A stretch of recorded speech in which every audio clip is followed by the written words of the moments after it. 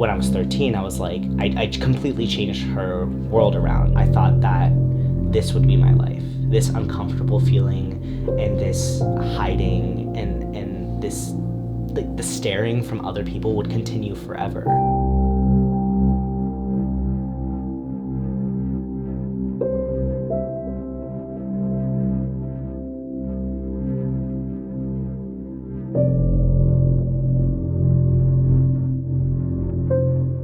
I think as kids, we don't really have any idea of what gender is. You know what I mean? Like, because of our parents and because of like societal norms, we're automatically pushed into like two separate categories. But in itself, like, kids don't care. You know, I don't think I even thought about gender really until I was probably like 8 or 9. In 7th grade/8th grade, I was kind of confused and I felt like something was wrong. But when I would tell adults that, it was definitely like, oh, this just happens when it's your age. Because it truly does. Because that's kind of the time where I think everyone's kind of in like a transition period where, you know, you're trying to discover yourself. And I think that that kind of spurred like me coming out and realizing that something was a little bit wrong. Once you kind of realize what you are in regards to gender, sexuality, anything on that spectrum, after you realize it, it's no longer a matter of like, you can't unrealize it. There's no way to describe it, but I think every, you know, LGBT or queer person kind of knows that same feeling. It's very gut-wrenching, but also euphoric at the same time. Like, I remember that first day after I had kind of come out and like the counselors told my teachers and I kind of started telling people, it was like this feeling of like release.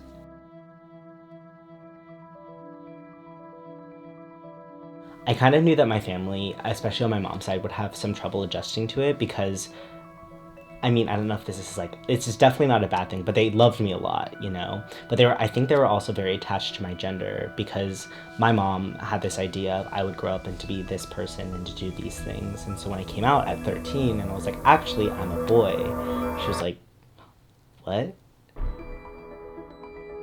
I felt like my mom was embarrassed of me and of what I was. And that's super like frustrating because I was 13 and I didn't understand why my mom didn't just get it, why my family didn't just get it. It was just rough, you know. I was queer and I was weird and I just wanted to be normal. I wanted to be like all the other boys.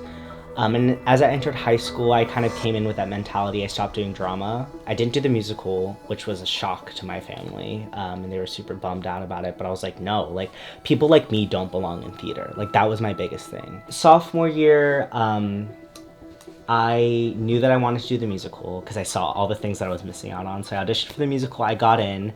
And so after I got back into drama is when I kind of realized that, like, I could be my own person.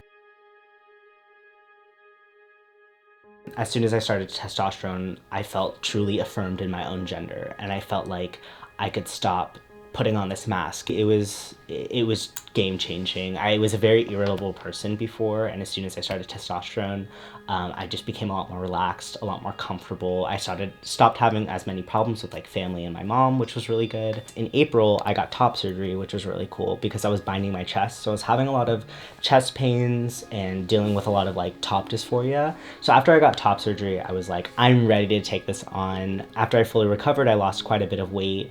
And I stopped trying to be, again, this person that I wasn't. This past, like, 3 or 4 months, I've surrounded myself with more, like, queer people, and it's just been very, like, reaffirming to my identity, surrounding myself with people who are like me. And I don't think I was realizing that I was missing that until I had it.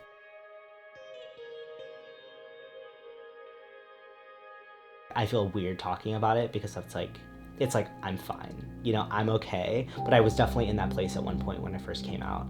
I was like, you know, my mom wasn't calling me Jake and I was uncomfortable and I was like, I just don't want to live this life. You know, it's super easy to look at people like me and be like, well, he's fine. It's like, no, because my mom never kicked me out. My mom still loved me unconditionally, even when it felt like she didn't. And so did my family. And I see so many things on Twitter of trans people who don't have homes or who are in abusive situations. And it's like heart-wrenching, you know? There are still some people who hate queer people and who actively kill them. And like, that's something I have to think about. Like, there are kids in Tennessee and in the deep Midwest whose parents don't believe that they exist or that they should exist. And that's terrifying to me. I don't associate myself with people who don't agree with trans people, because that means you don't agree with my existence. I thought that my life would be rooted completely in the fact that I was trans, because it felt like the biggest thing in my life. Gender is such a weird thing and something that I can't even begin to comprehend or understand. I think any trans person can acknowledge that you really go through a lot of different phases of trying to be yourself, but once you get there, or once you get to a place that you're comfortable with, it's like it's like no other feeling. It's just pure euphoria, and it's really gonna be okay. Like, even when it's not, it's still okay, and it will be eventually. So